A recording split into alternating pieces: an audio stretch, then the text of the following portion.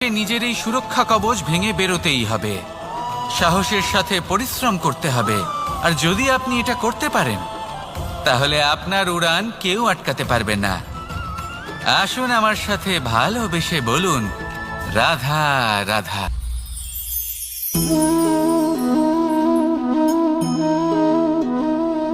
ভোজনের দ্বারাই শরীর পুষ্টি লাভ করে।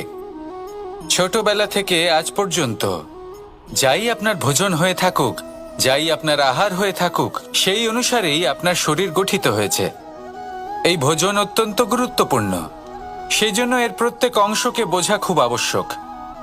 প্রথম অংশ, যে আমরা কি গ্রহণ করছি, এই ভোজন কোন স্থান থেকে আসছে সেটা বুঝুন। দ্বিতীয় অংশ, ভোজন কে বানাচ্ছেন। এই ভোজন সর্বশ্রেষ্ঠ তখনই হয় যখন মাতার হাতে তৈরি করা ভোজন হয়, কিন্তু